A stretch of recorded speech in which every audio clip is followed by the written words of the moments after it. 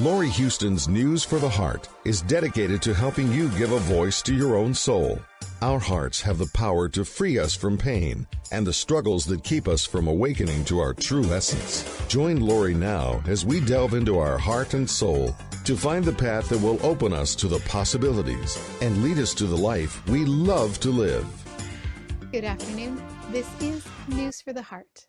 And today, as it is the last Tuesday of the month, which you will see probably within the next week or so, at least the video, the audio will be up as quickly as possible.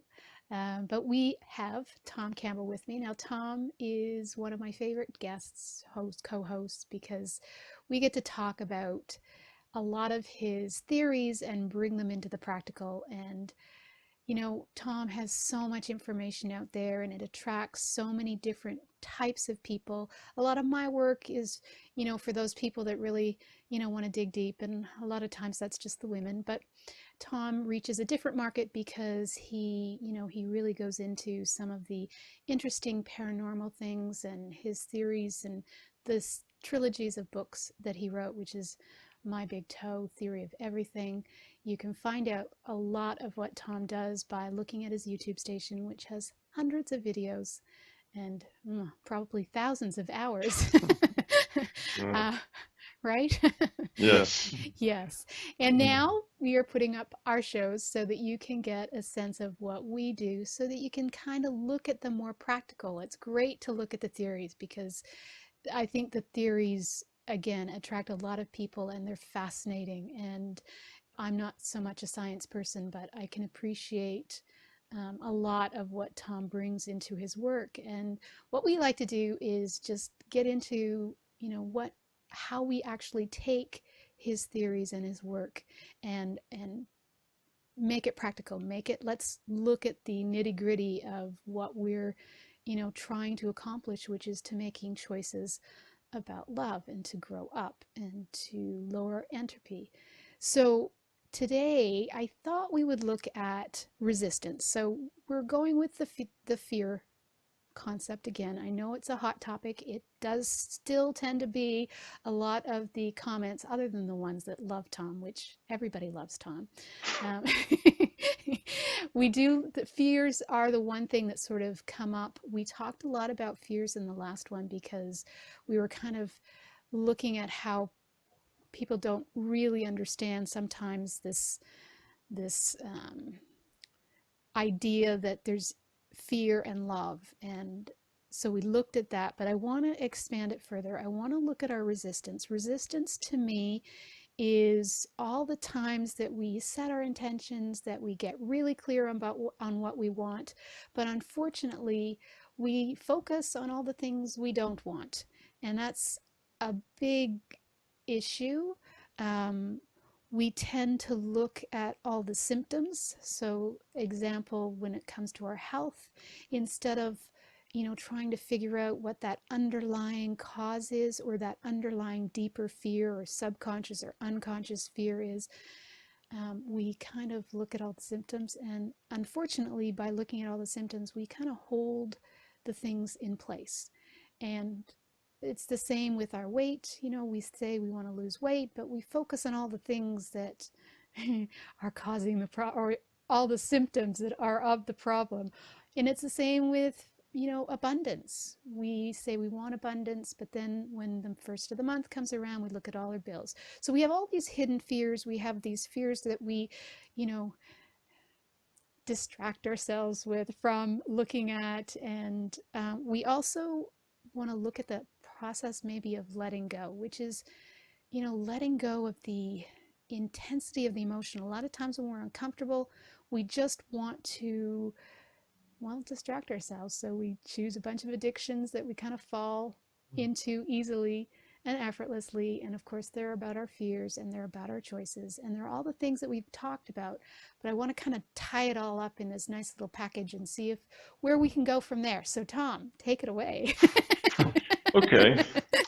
As you're talking, I've gone through about 4 or 5 different approaches. Yes. And the very last one that was in my mind was that often this issue between causes and symptoms has is also the issue between doing and being. We Yes. see a problem. You were Yes. mentioning weight or health or whatever, abundance, whatever. We see problems and we think, well, what can I do about that? There's a prescription. Well, if I just did this, this, and this, if I stopped eating junk food, I stopped eating snacks, I just ate,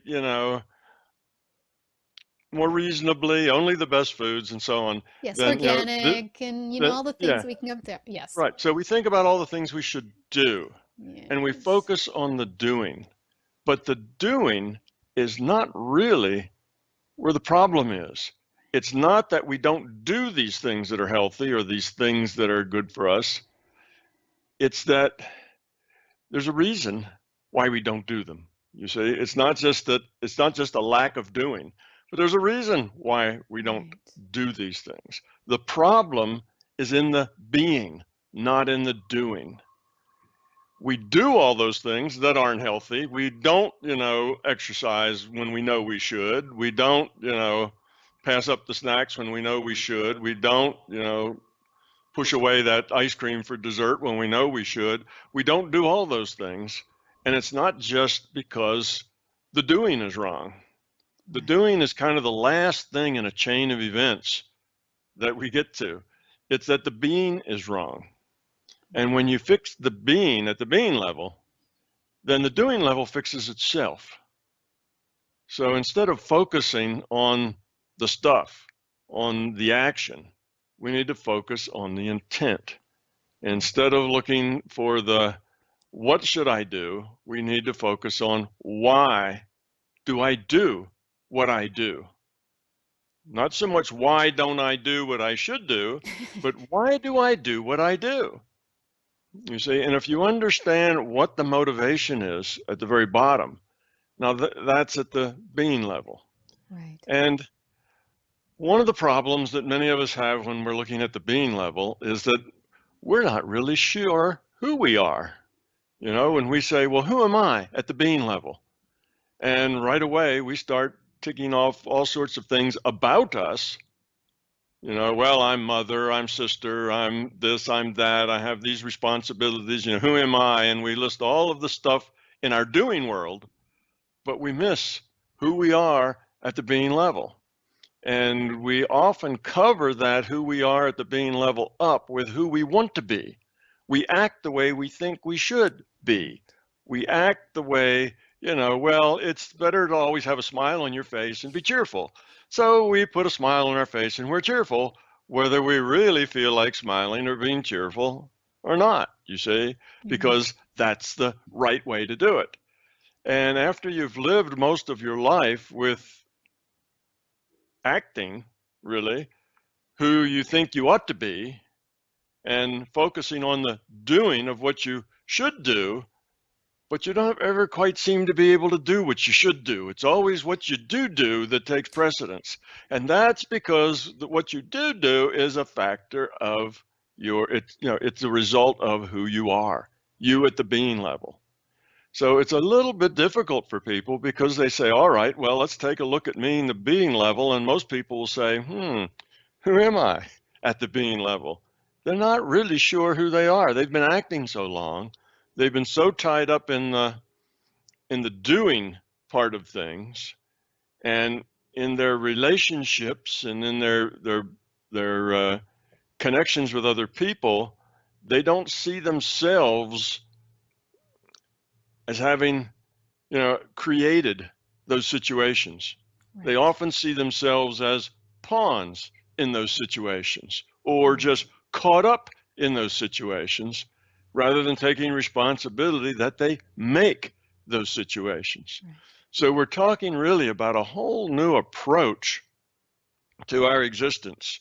It's not just how do we lose that weight, or how do we make ourselves exercise regularly, or how do we do the things that we should be doing. That's way out 2 or 3 steps down, out on the the symptom side. That's kind of the end result. But let's back up and say, why do I do what I do? Because until you understand that, changing it is going to be difficult. because you're going to just slip right back into the same sort of thing because that's who you are.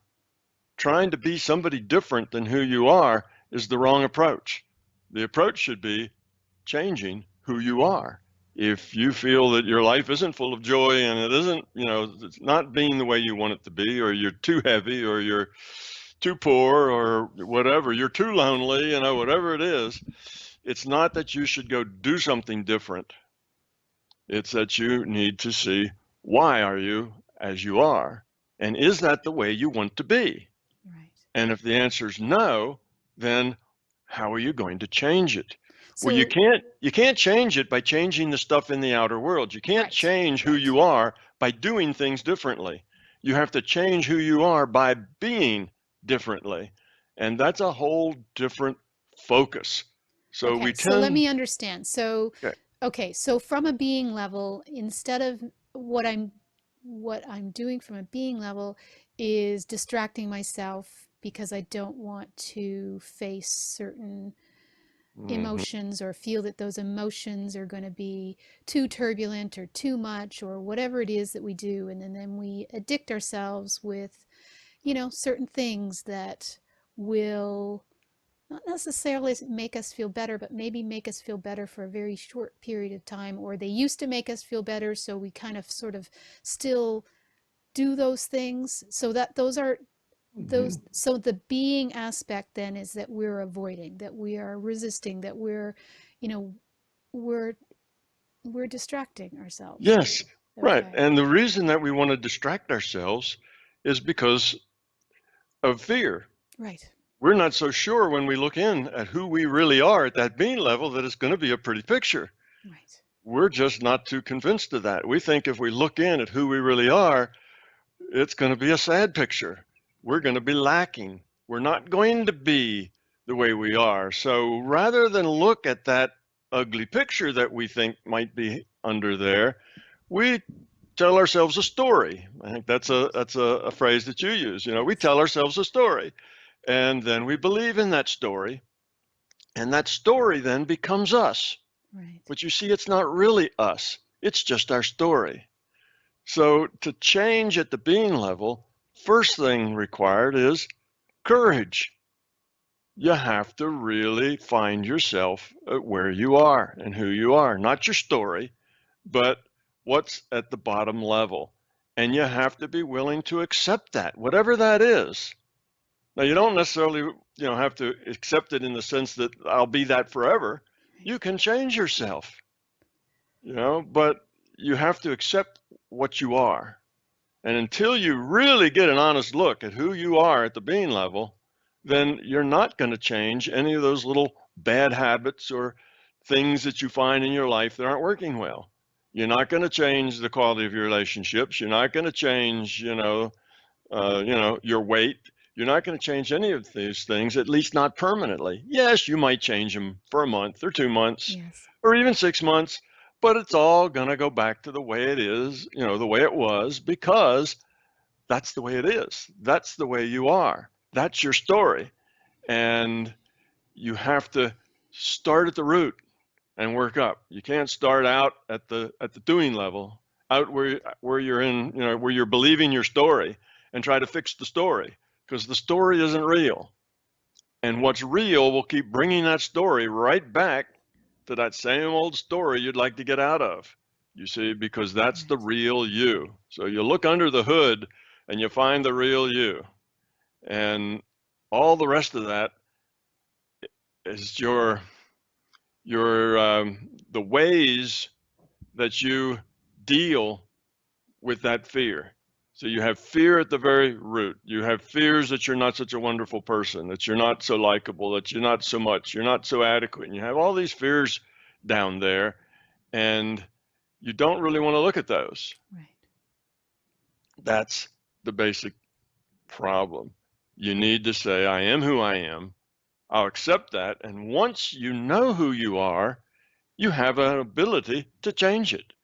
But you see, before you really know who you are, before you get down to that being level, it's very, very difficult to change anything, because you are in that state, they say rearranging the chairs, on the deck of the Titanic. You're doing all this stuff that really doesn't matter anyway, because it's all just a story. It's all just a game that you're pretending, and it doesn't fix anything for very long.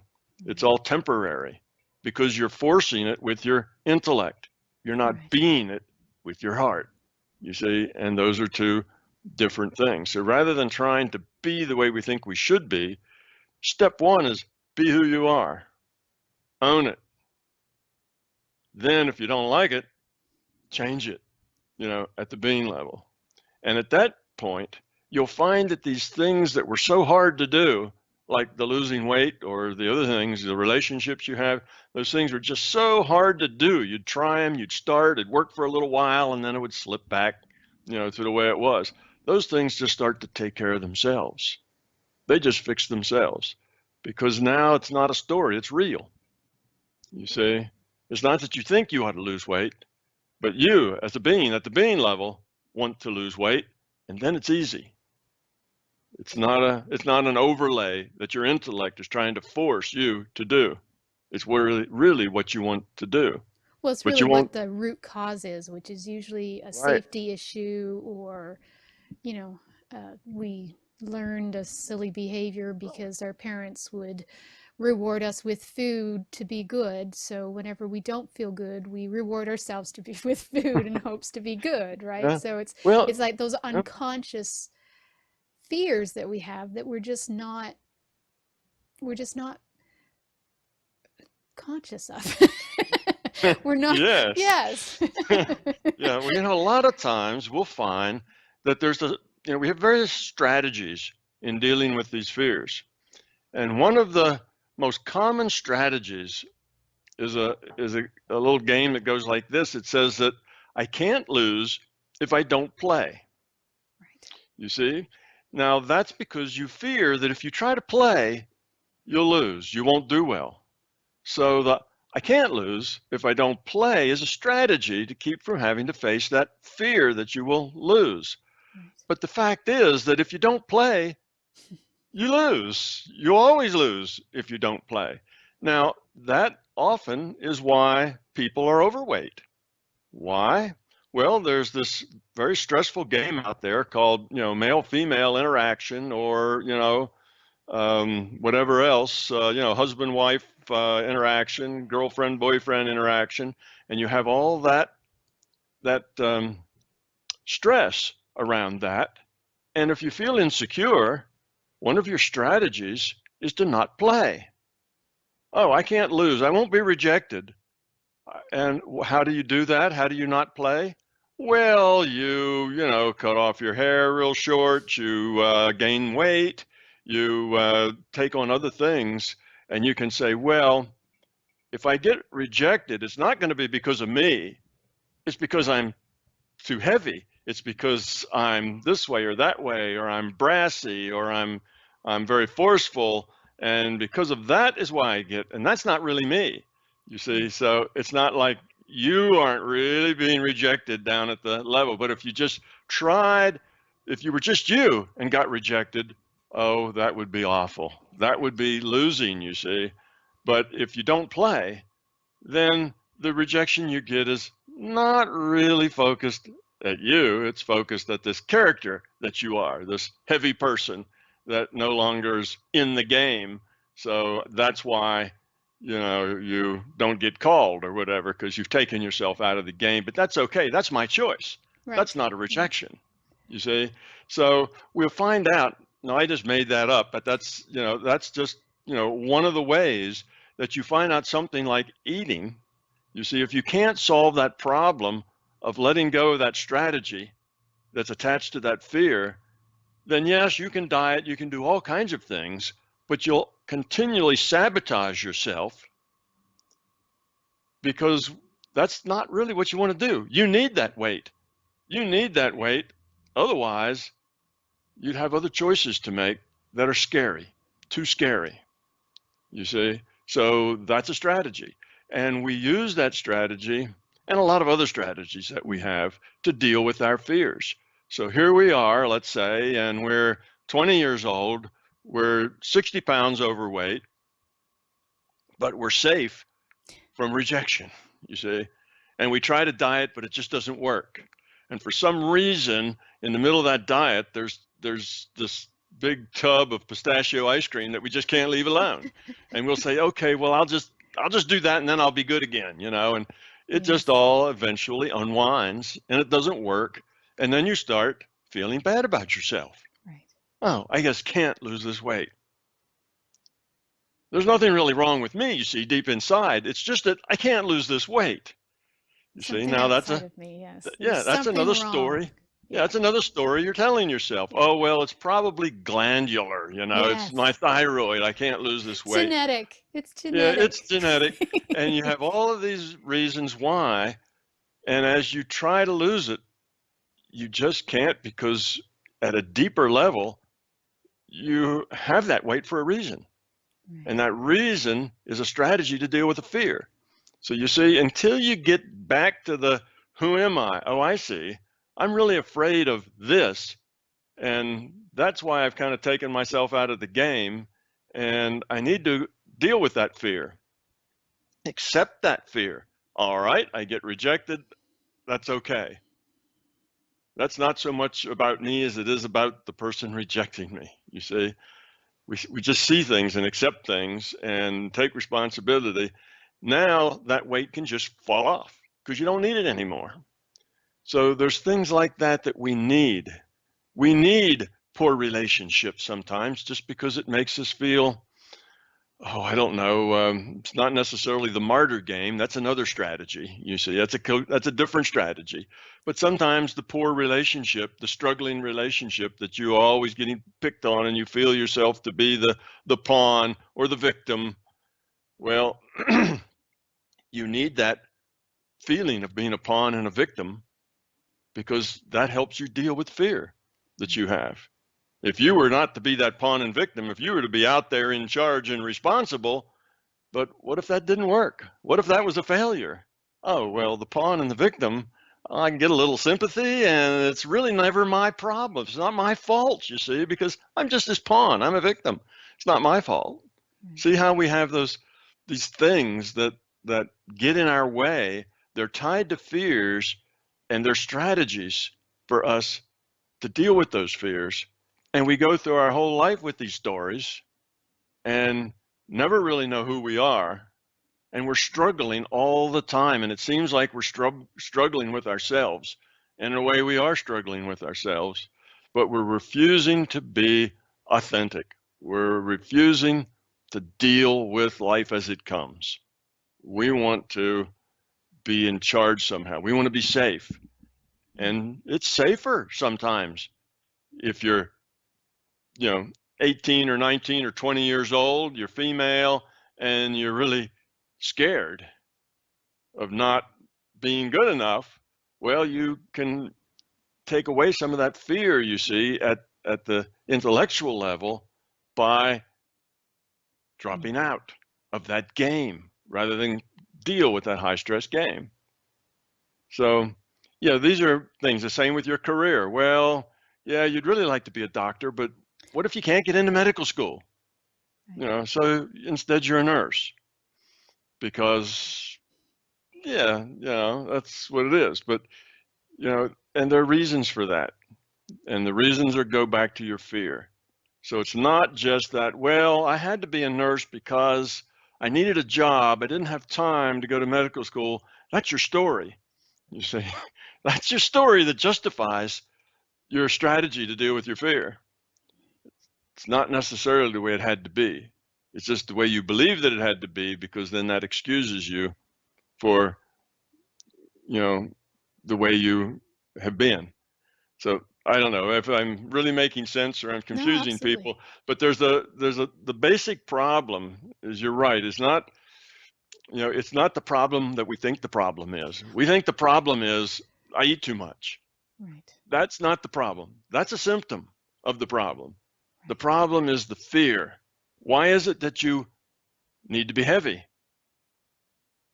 That would be the question. And you'd say, oh, I don't want to be heavy. I want to be thin. Yeah, well, that's your intellect talking. Find out where your where you are at the being level. What Why? you're getting out of it, Yeah, because you're always getting something out of all of our stories, right? yes, that's right. Those stories help us kind of cover over our fear, make the fear disappear. It's the way we stuff the fear under the rug so we don't have to deal with it. We tell stories. Oh, that lump in the rug, that thing I've stuffed under there, that's not really there. That's just, a flaw on the floor or something. We make Yeah. up stories about our our life and why we are and who we are and what happens to us and that kind of thing. And those stories keep us really from seeing who we really are. So this idea of who am I is a quest that most of us need to go on at some time and find out just who is that. Just peel back the intellect and just let the being level be there. It takes courage to do it, and you do it a little bit at a time. You don't change. It's not like you wake up in the morning, you're a different person, when you went to sleep. This takes years of effort to want to do this because these fears, well, their fears are really frightening. We're really afraid of it, and that fear is real. And when you're fearful, you'll make up any excuse not to go there. I'll do it tomorrow, or, well, it's not really like that anyway, so I don't have to do this, or you make up some excuse. It's like when you're an addict, and let's say you're an alcoholic. You make up all sorts of excuses why. Well, just one little drink. Yeah, just this one. I mean, it's not going to hurt anything. I'm not going to drink I'm just going to drink this one, you see. And you come up with an excuse to do what it is that, you want to do. And with food, it's the same way, well, you'll just eat this one thing, or you'll just buy these cookies, or you'll just have some sugar when you shouldn't have sugar. And it's because there's a part of you that says, of course I want that sugar. Yes, I do want to be heavy. Yes, this being a martyr, or being a poor little me is a good excuse for me not being more of what I should be. And there's I so can't many help layers it. to it too, though. Like there's so many layers. Like we'll hide certain emotions because they're too intense for us. So as soon as we start to feel uncomfortable, as soon as we feel that guilt of having eaten that pint of Rocky Road ice cream or whatever it was that we, that guilt, then we'll distract ourselves from something else because we can't deal with that. I think probably one of the biggest things we have as an emotion that we avoid is guilt, because it's such a heavy energy. Like if it's guilt, then how do we deal with it? Because it's something we are dealing with. I mean, I this month has been one really interesting month, and halfway through I discovered that I had a credit card fraud. Well, I mean, clearly this wasn't my fault.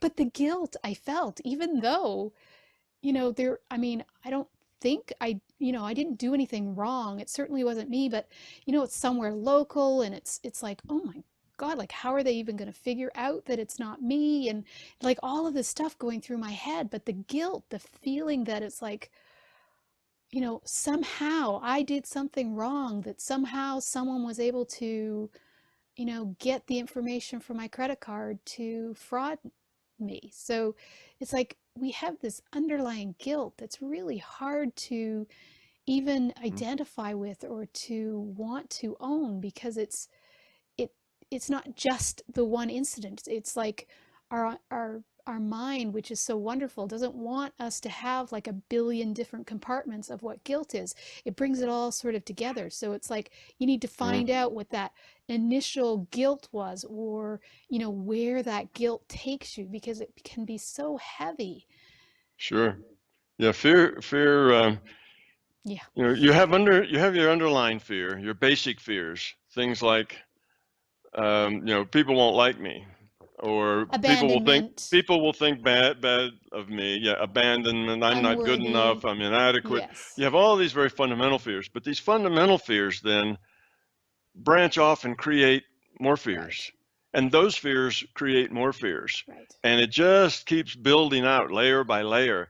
And pretty soon you have so many fears all stacked up. Of course, they all go back to that basic fear of abandonment or, not being good enough or something like that. That's the root of it all. But they've built up to this set of fears that becomes your life. And when you feel guilty, that's another fear. That's just that, so why do you feel guilty? Well, you feel guilty because there's a lot of merchants that are going to be stuck with bills that had my name on them because somebody stole my credit stuff, and they're going to think badly of me.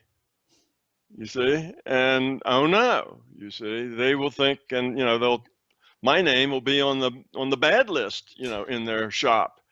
And what if I go in there one day and they recognize my name on I'm the one that ripped them off. So, but you have this sense of what other people think of me. You see, well, what other people think of me is only a concern if you feel inadequate. If you feel inadequate, if you're okay about yourself, you don't really care that much what other people think of you.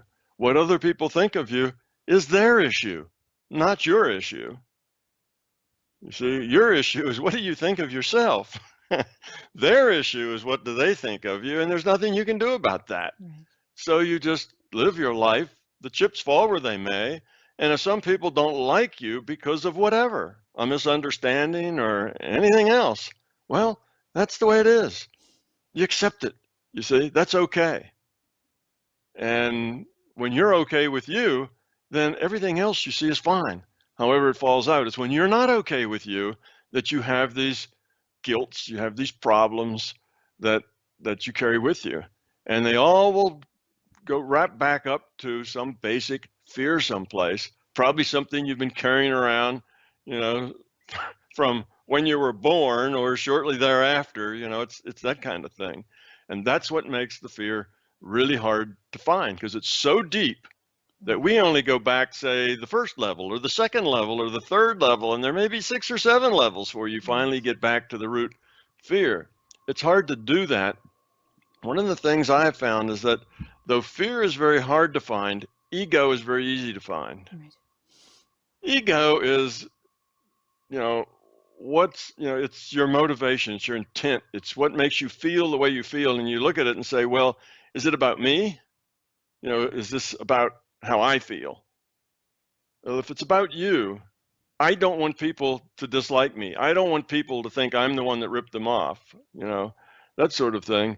Then that's about you. It's not really about those people and what they'll think of you. It's about you and your feeling of shame or your feeling of, oh no, maybe my picture will be up at the post office, No, it's more like, what did I do wrong? What did I do wrong that somehow this happened? Right. How could I have been more careful? Because, after all, everything is your fault. Yeah, right. Right. See? Everything's my fault. Therefore, what did I do wrong? Well, everything's my fault. You see, goes back to a fear, probably of inadequacy or something. You see, everything's my fault. That's a fear. Right. So when you feel, well, what did I do wrong? And the thing is that it's not, blame. When we talk about blame, you see, that's just fear-based too. So what did you blame yourself? What did I do wrong?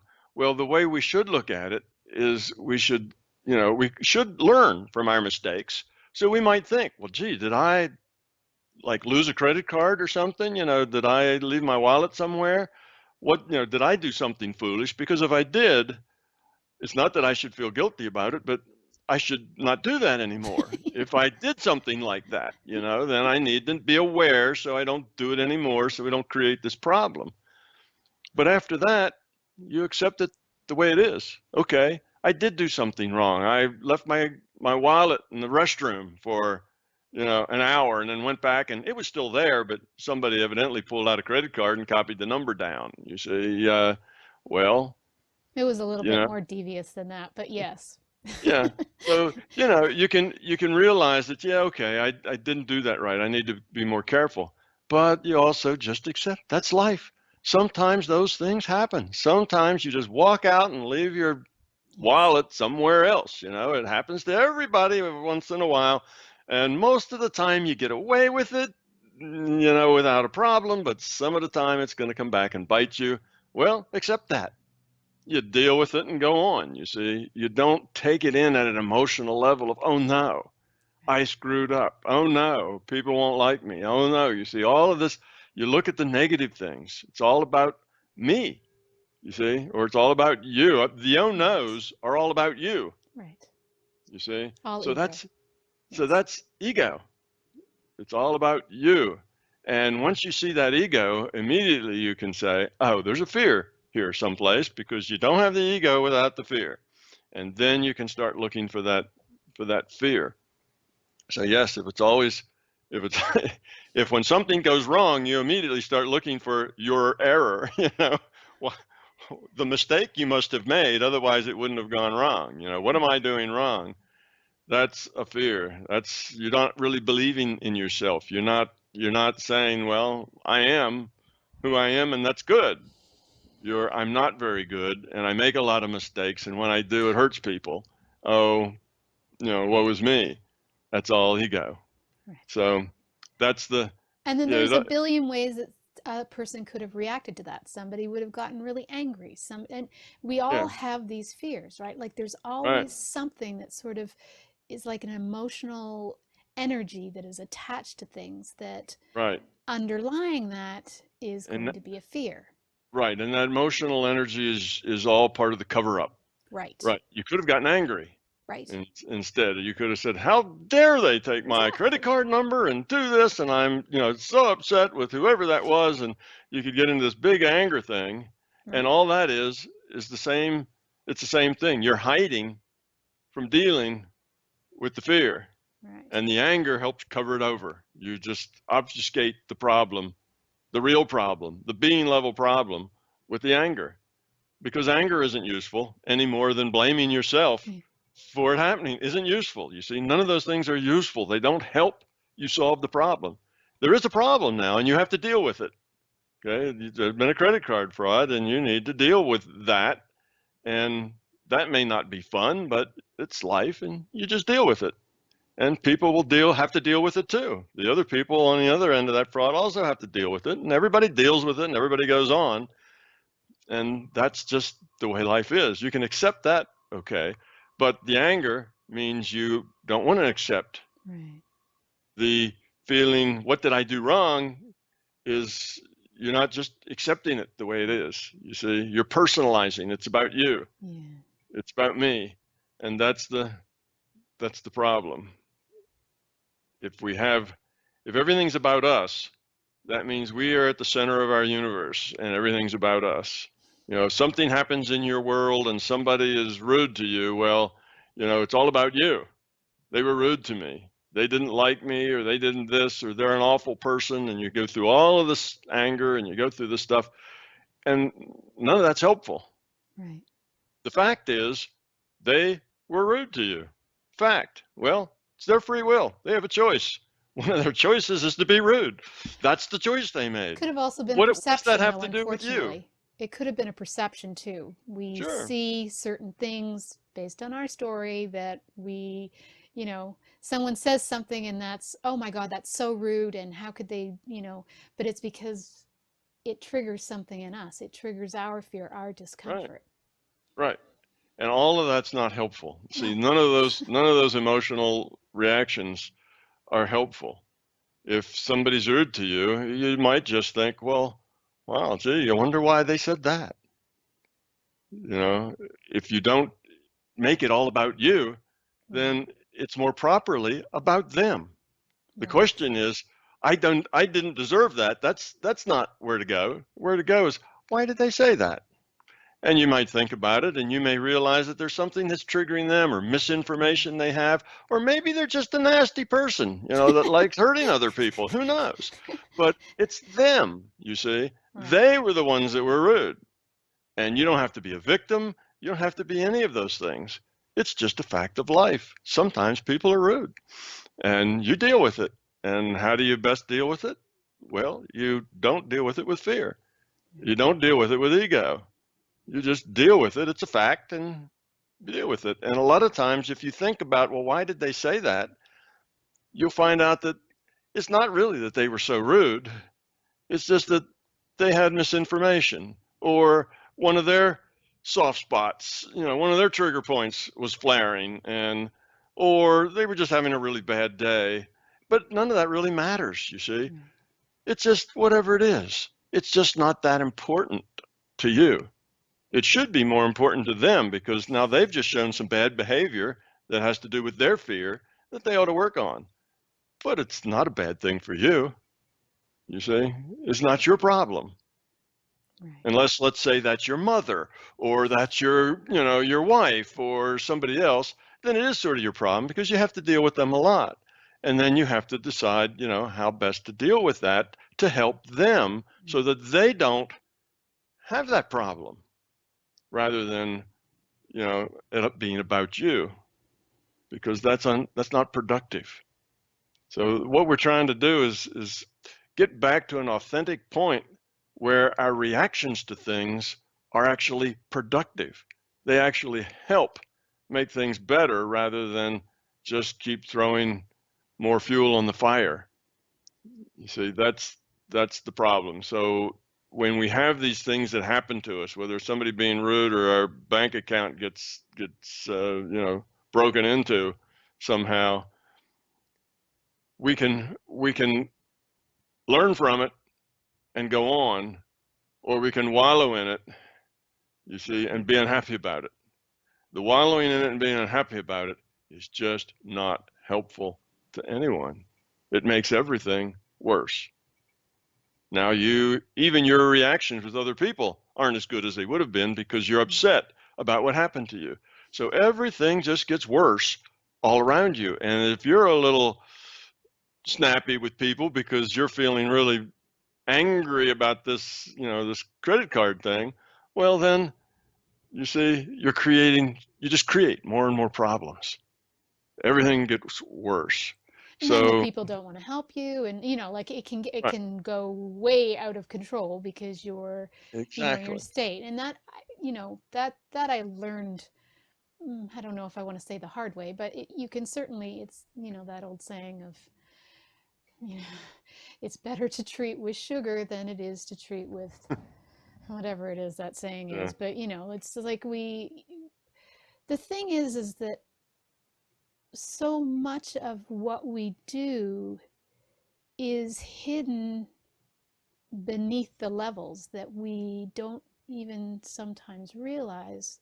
Sure. What we're doing. Like it's that real deep desire to want to take the time to figure out the whys, or it's not even the whys, because if we get our head too involved, which I tend to like to do, I really wanted to figure out, where it could have happened, and I figured it out, but it's like that was just like this huge intellectual process that took me most of my evening and night of not sleeping very well and going over and over and over the details.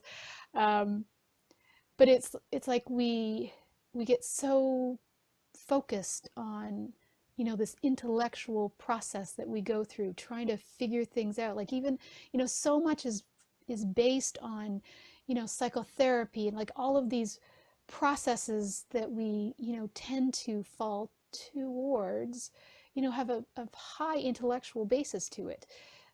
Sometimes it's better just to get into your body and to feel, and to feel where there's blocked energy or the emotion or whatever that is. That's even underlying the intellectual, but it's like there's this process that we go through, and even when we are determined that we want to grow and evolve towards love, we can still get caught up in the process. Yeah, of trying we can. to become conscious. Yeah, you see, that's the intellectual thing. Yeah. We tend to live our lives out of our heads. Right. That's doing the things that we think we should do. And some of that's necessary. It was probably a very good thing that you figured out how it is your credit card number got compromised, because now you can make sure that that doesn't happen anymore, you see? So it's good to use your intellect to figure some things out, but we don't want to live our life out of our intellect. We need to live our life right out of our being level. Doesn't mean that you can't think. Right. You can think, but you have to know the difference between thinking in a way that is productive and thinking in a way that you're telling yourself a story because it's what you want to hear. You see? Right, right, So absolutely. the intellect isn't the enemy. We Right. need an intellect. We just don't need the intellect to be in the service of fear. You see? And when the intellect's making up stories, then, to give us excuses for the way we are, then that's intellect in the service of fear. And when that is part of the problem. And most of us living our lives through our intellects, it's probably 80% of the time it's intellect in the service of fear, because most of us are really dominated by these fears. So we need to realize that, when we say stuff happens and you just have to deal with it, that doesn't always mean deal with it intellectually. Right. Mostly it doesn't mean deal with it intellectually. It means deal with it on a being level. Accept it and be okay with it and take action if there's action is necessary. But Do we learn need from to it. identify all of the little things though? Like I think we spend so much time No. again analyzing. Like do we need to know the emotion? Do we need to even know the fear necessarily? No. All that analyzing is another way Right. of sweeping things under the rug. Instead of looking at the problem, we're looking at all the details around the problem, but we're not looking at the problem. Well, I don't have time to look at the problem. I'm too busy trying to figure it out, you see? Yes. And then eventually you kind of just wear yourself out on that to where you can now go on and, okay, it stays safely under the rug. So often this trying to figure everything out is a waste of your time. And it's another strategy for not looking at what you don't want to look at. Yeah, the details often don't matter. There's been some studies that have shown that a good listener is as effective in treating mental emotional problems as is a psychiatrist. And basically to have somebody who will listen and you can talk to is just about as good. As far as their effectiveness, it's really close to the same. The fact that what the psychiatrist will do is they'll figure out all the details. Oh, you're like this because of that.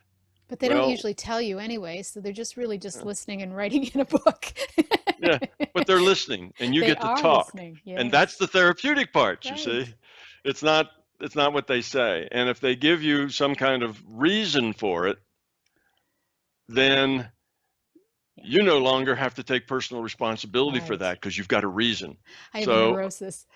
Yeah. Right? I have an excuse. I have this neurosis that's not going to go away. Right. And let's see, my mother gave that to me, you see. Yes. So it's not really even my, No. my responsibility. I got that from my family or whatever. I was bitten by a dog when I was 3 years old. Yes. So you have, once you can name, you see, intellectually, you can put labels on things and then we can blame it on the labels of, oh, here's what is wrong. So that way we avoid taking personal responsibility for being who we are. So the intellectual part can just be another strategy for slipping out the back on, becoming authentic. Right. And yeah, we spend way too much time trying to figure out details when the details really don't matter. Right. It really doesn't matter what those details are. But we focus on them because that gets us out, that gets us doing something else. It's a distraction. Yeah. But it's a hard thing to do. You made a comment about learning, learning the hard way. I think everybody learns the hard way. I don't know that there's any other way to learn except the hard way. Learning the easy way, like, you like just listening to our talk. Somebody says, okay, I heard that. Fear's the problem. All right, I'm healed now. You see, that's the easy way, right? You just understand it. I'm just going to let go of all those fears and I feel so much better. Yeah. You see, obviously that doesn't work very well. That's the easy way. The hard way is that you have to get down and wrestle those fears to the ground. And that's not always an easy thing to do. It takes a lot of courage. So, but first you have to understand that the problem is probably not the problem you think it is. Well, That it's never problem the is problem probably, that you think it yeah, is. that problem that you're concerned about, and if I could just solve this problem, Right. that's probably a symptom of a symptom of a symptom. It's probably several orders, removed from the real source of the problem. And that just takes some honest feeling, actually more than intellectualizing. It takes some honest feeling to get past those things and get more to the root of the problem. And then accept that problem and then deal with it with courage. And then you'll find a lot of the issues that you had just disappear. Because if you can tear up the roots of the plant, you don't have to worry about fighting the leaves. They'll just all, wither and go away. If you can get to the root, all the rest of that stuff just goes away all by itself. So that's the key thing. All these little issues that you deal with are insignificant in that sense. That's the stuff that gets in the way, keeps us busy, keeps our mind off the real problem. They don't feel insignificant, but no, they right? feel 'Cause like that's they're the the ego. biggest thing Yes. going. Yeah. Yes. Yeah, they do. But that's, your best friend said something really nasty to you, and that really hurt. And that may be the biggest thing in your life for the next month, just dealing with that. And see, that's the wrong thing. Yeah. That's not dealing with it. Right. That's avoiding it. Yeah. Dealing with it resolves it. Churning it over and over and over and how unfair and whatever, that doesn't resolve it. That just makes it worse. Yeah, and So it never has anything to do with the other person. I mean, it no, really, it's right. never the other person. Yet Yeah. we put so much energy on, justification and being right and how dare they and Right. yeah. And all of that's because you don't deserve that kind of treatment. See, it gets back to it's really about you. Right. And that's the problem. That's that ego. I don't deserve that. That's unfair. And that's kind of the starting place. And after that, you start feeling bad, and then you feel angry, and then you feel hurt, and you go through all this other stuff. And all of that is just ego. And that ego is all tied to fear. So yes, it is a hard problem. And typically we deal with symptoms, and we deal with 3 or 4 levels down in our fear. And most of us don't realize it, but our life's choices, the things we do, the things we feel and think, are about 80-90% driven by our fears. Right. And we don't realize that our life is that driven by our fears. But once we get to it, we find that it is. But once we get to it, once we see it, now we're in a position to do something about it. You see, as long as we just keep making up stories, then we're not in a position to ever fix it. You can't fix something you refuse to look at. You can't fix something you refuse to admit exists. Right. So you're just stewing in your own juice, you see, when you are working with these fears, and there's no chance that you fix it or change it or that your life will ever be anything more than a struggle, because you're not ever getting to the root cause of what the problem is. And that root cause is not somebody else. That root cause is yours. And it's at the being level. And it's not that you're doing things wrong, it's that you're being wrong. The being is what you have to fix, not the doing. Okay, so we've worked through something, and we've decided, or we've worked into the energy, and the fear is abandonment. How do we shift that? How do we say, when all of our experiences, that story we've done has shown us that this will be what happens, how do we let go of that fear? How do we face that fear so that it shifts, so that it changes, so that whatever it is that happens with, those core, deep, hidden fears, what do we do? First thing you do is you have to, when you get there and you find that it is abandonment, that you feel like you're going to be abandoned, that even your friends, well, eventually they'll turn on you. Well, and this abandonment thing just kind of goes through your life, you have to accept it and say, okay, if I'm going to be abandoned, I'll deal with that. I can be by myself. I can deal with false friends. I'll just deal with it. I'll go on. I'll make new friends. And if those friends abandon me too, I'll make new friends. I'll get by. You see, you just have to have the courage to accept that that is the way it is, and you're just going to go on anyway. So if you try to deny it, oh, that's a silly fear. I'm not really going to be abandoned. That won't work because you'll still have that fear and you'll still feel that way. Now you're playing an intellectual game trying to convince yourself that the fear isn't true. Right. You see, and that will always explode and go away and, leave you feeling fearful again. So you have to accept it and say, okay, I probably will always be abandoned. That's the way I feel. I can't trust anybody, anything for the long term. Just isn't going to work. Well, okay, then let's just start living in the now, in the short term. Let's not worry about the long term. Let's just live now and we'll see what we do. And if I have friends and they're good friends and I spend time with them and I enjoy it and then they turn on me later, well, I'll deal with that and I'll get new friends. If that's the way it's going to be with me, then it's okay. I can handle it, you see. So that's what I mean by accepting your fear rather than denying it. Now you own it. All right, you own it. And then what you'll find is it won't happen, you see. Even though you just kind of feel like it will, it won't happen. And because you own it, you don't have to be afraid of it anymore. It's okay. You can deal with it, you see. So now you don't go through life thinking that this is too good to be true because you have this sense of anything really good is going to go away and explode and, you'll be left abandoned and so on. You've already accepted that. So now you've just pulled the teeth out of the fear. The fear can't bite you anymore. Okay. You see, that's the thing you have to do. And that's what takes courage because these fears are so deep-seated that that's a hard thing to do. But that is, as far as I know, the only way to deal with a fear is to have the courage to accept it and live a good life anyway. Live in the now. Don't worry about that happening. If it happens, deal with it then. Find another friend, find another spouse, find another child, whatever, whatever the thing is, you'll just go on with your life and life will still be good. The sun will still come up. There'll still be, pretty spring days to walk, amongst the flowers.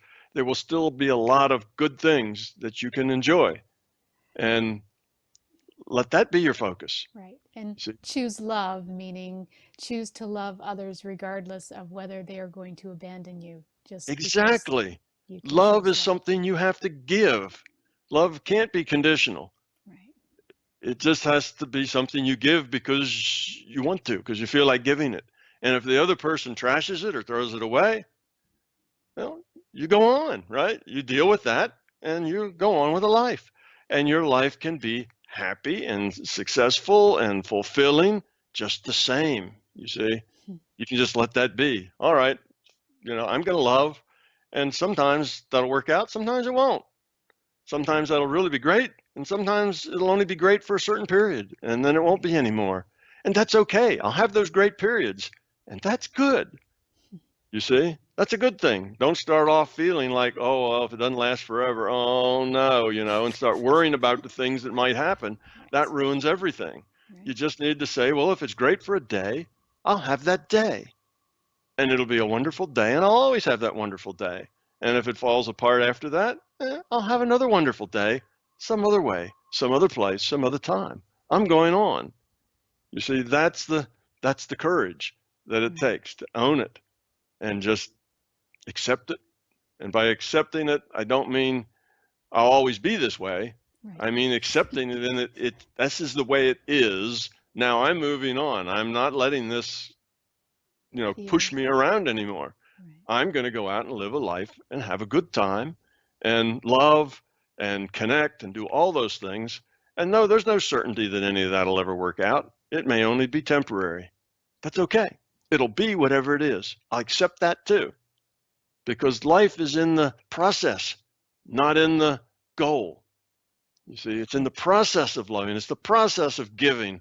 It's the process of caring is where you grow up. That's what's important, not the goal of being secure, or the goal of, never anything awful is going to happen to you. Awful things might happen to you. It's okay. You'll deal with them when they do. And when you deal with them, you'll deal with them not with anger and upset and oh, woe is me and all of that, ego junk. I'll just deal with them and go on. So that's kind of the attitude that you have to have, rather than well, I've got this thing about being abandoned, I can't get by it. Well, it takes courage to accept it and say, all right, so abandonment might happen. Okay, let's go. It's going to be fun. Life is going to be great. And if it has some awful moments, I'll suck that up, I'll deal with it, and I'll go on, and there'll be more fun after that. You see, that's the attitude that it takes. And that's true no matter what the issue was. Abandonment was just a good example, but that's what I mean by saying you have to get to your fear and accept it with courage. But first you need to kind of find that fear, and realize what really is it pushing you around? What is it that makes you angry? What is it that makes you sad? What is it that makes you feel like a victim? Or all the other things? What is it that makes you feel that life's unfair to you and that people aren't treating you the way they should?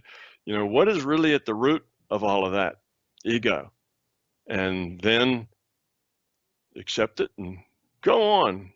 Deal with it without, it no longer can bite you once you've accepted it. It's got no hold over you anymore. So what? It happens. Let's say your fear is being inadequate. I never can quite do the right thing. I never really understand. I'm never quite what I should be. And you just accept that and say, okay, I'll probably never be all that I should be in every instance. That's okay. What I'm going to be is who I am.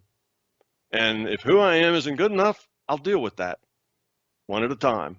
I'll just be me, and we'll just let the chips fall wherever they do. And I'm going to have a good time. I'm going to love. I'm going to give. I'm not going to worry about the consequences. I'm just going to be me. I'm going to be moral. I'm going to be caring. I'm going to be these things. I'll do the best I can. And when it doesn't work out, I'll deal with that and go on.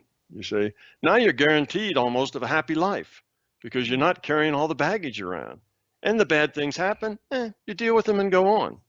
It's not a thing that wrecks you. It's not a thing that sends you into a tailspin. It's not something to go, cry about for days. It's just, see it, it's other people. I mean, other people are who other people are. Other people can be mean. Other people can be false. Other people can be all sorts of things. But that's not your problem. That's their problem. You have to deal with that when you have to deal with it, and then you go on. You don't hang out with people who are always treating you badly. You move on. You find other friends, other things, you just go. So your life can't help but be a positive, happy, successful journey if you have that attitude. It's the fear that makes your life less than happy and successful. That keeps you in a stew. Oh no, it's so unfair, this sort of thing. I just can't do it. I'm going to be abandoned. I'm not adequate. And then you're just in this stew constantly. And the more you feel like that, it makes it easier if you feel like that more. And you get in the habits of those kinds of feelings. And being negative brings negativity to you. It shares your negativity with people around you, and it generally creates a very dysfunctional life of struggle, of pain, of misery. And that's what most of us are doing. We're just, we're playing our stories, not being authentic, and our lives are constantly challenging us, and we're struggling and unhappy more than we are happy. And it's us. We're the ones that are making ourselves like that because of our choices. Right. Yeah. Well, Tom. Tough love, huh? It's a lot of tough love. Tough love. Well, I think it's just, we tend to not want to look at our fears. So this is a good show. I think we kind of we've said a lot of these things in different shows, but I think this is a good one to sort of bring it all together. So hopefully this will assist others. But I hope so. That's the whole point, right? Absolutely. That's why we're here. That is. Yeah, that's why we're here, is hopefully that somebody will get some little thing out of it. And even if just one person gets a little thing, There you go. it's worth it. Still worth it. All right. Well, you have been listening to News for the Heart. We've been getting to the heart of what matters with regards to fears. And again, thank you very much, Tom. You're welcome. I love it. We always have a good time. We do. Always. Have a question for Laurie and want to be on the next News from the Heart show? Drop us a line via instant feedback at BEmajor.org. News from the Heart is brought to you by Intuitive Soul and is produced by Major Radio for Clear Channel's iHeartRadio and BEmajor.org.